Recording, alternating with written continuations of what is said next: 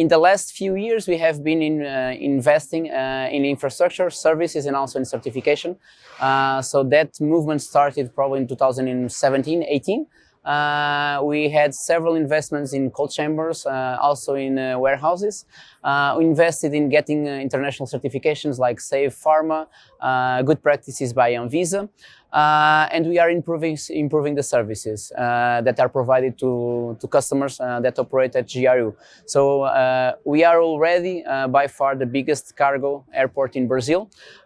In South America, we are the second. We lose to Bogota for just a few tons. But we want to assume ourselves as being a hub for redistributing cargo. Hello everyone, I'm Nehal Gautam from Start Media Group, and today we are at IATA World Cargo Symposium in Hong Kong. And joining us is Hugo Repolho. He's the head of commercial cargo at GRU Airport. Thank you for joining us. Thanks for the invitation. So just to begin with, GRU Airport handled close to 20,900 tons of general cargo in January 2024 and close to 40,000 tons of overall cargo, if I'm not wrong. Right? Yeah.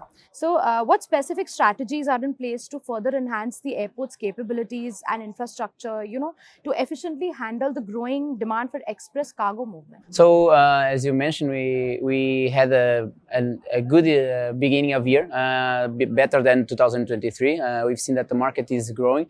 Hopefully, it will last until the end of the year. We had more than 20,000 tons of cargo. That's just for general cargo. So we should add to that all the domestic cargo and also e-commerce. So in total, we should have more than 40 to 50,000 tons in that month. In the last few years, we have been investing in infrastructure, services, and also in certification. So that movement started probably in 2017, 18. We had several investments in cold chambers, also in warehouses. We invested in getting international certifications like Safe Pharma, Good Practices by Anvisa, and we are improving the services that are provided to customers that operate at GRU. So we are already by far the biggest cargo airport in Brazil. In South America, we are the second. We lose to Bogota for just a few tons. But we want to assume ourselves as being a hub for redistributing cargo. We have that capability due to all the connectivity we have in the airport, in the infrastructure. And as I mentioned before, we are expanding all the infrastructure. So we had until the end of 2023, we had 145,000 square meters of warehouses. We added in the beginning of this year plus 50,000 square meters. And by the end of this year, beginning of the next one, we'll have an additional 165,000 square meters, meaning that we'll be in 2025, we'll have 345,000 square meters. So that gives us a lot of space and opportunity to grow and to assume that hub position from and out of South America. So TECA GRU, it's the largest airport logistic complex in Latin America. It is undergoing major expansion plans to increase its storage capacity and create new flow of international transit cargo and cargo flows in South America. So tell us more about it. Yeah, so that option, it started after a call from the government. They implemented a program that allows the airports to call for a third party to invest in the airport and gives them the opportunity to have that space for 40 years in our case. So we took advantage of that. We called a partner, in this case it was Brookfield, and they are investing with the 200,000 square meters additional. The idea is to capture new companies to operate there, either ground handlers or airline companies to operate their own warehouses. So all these new warehouses will be operated either for international cargo, so import, export, also for transit cargo, and for e-commerce, which is one of the last booms in air cargo business in the last few years. So the idea here is to adapt the Brazilian market to the international market, being more closer to what's practiced in the United States or in Europe. So we are giving them the opportunity to establish themselves there, obviously looking for more volume of cargo being held there. As you talked about e-commerce, it is a significant driver of air cargo demand.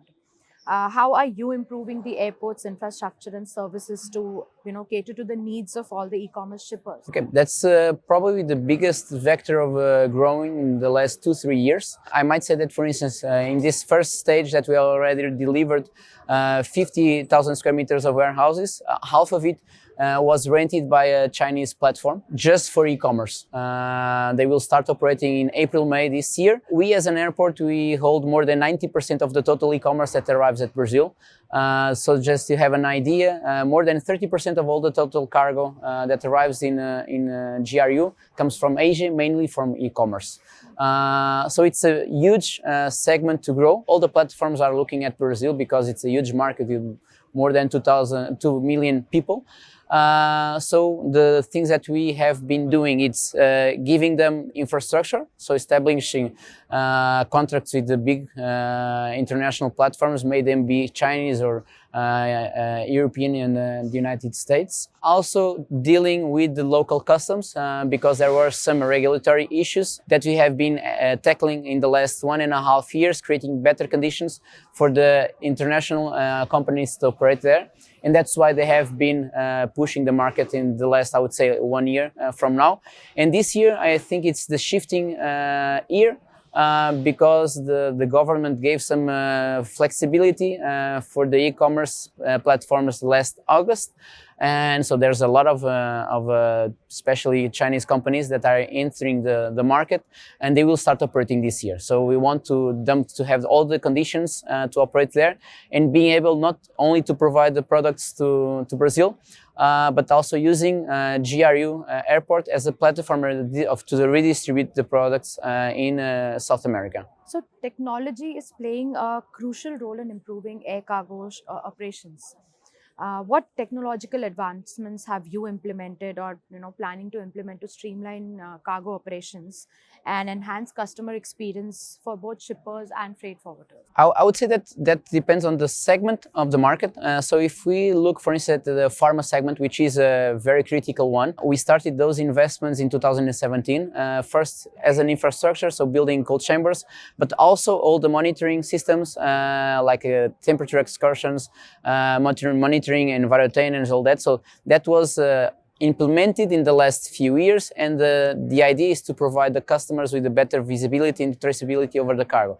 I would say that the next step, and something that we are working on, is providing the data that we already have and the type of control and monitoring that we do internally for the customer. So getting some sort of platform that is able and available to use by the customers. That's something that we have been working the last few months.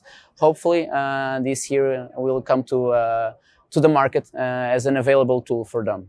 So how are you collaborating with the airlines, ground handling agents and other stakeholders to promote sustainable practices across the entire air cargo handling chain at the airport? So we can analyze that in two perspectives. So regarding the new infrastructures and the new warehouses, since most of them, they are international players, they have a concern with the facilities they are having, and also the process that they are going to apply. So that's something that is ongoing on these new warehouses, and that is being implemented by them, supported by the concessionaire.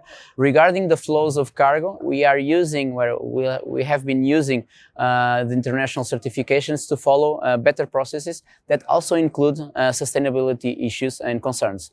So when we applied for the good practices or for safe pharma, then we changed the way the flows goes inside our warehouses, and that obviously concurs for better practices, for better sustainability, for less loss of goods. And that's how we have been pushing that side. Also, some small improvements, such as electrical cars. We have been pursuing that. I hope that in the short term we'll have some implemented there. But those are small actions that I think they are general for the industry worldwide. Thank you so much. Thank you for your time. Thank you. It's a pleasure. Me as well.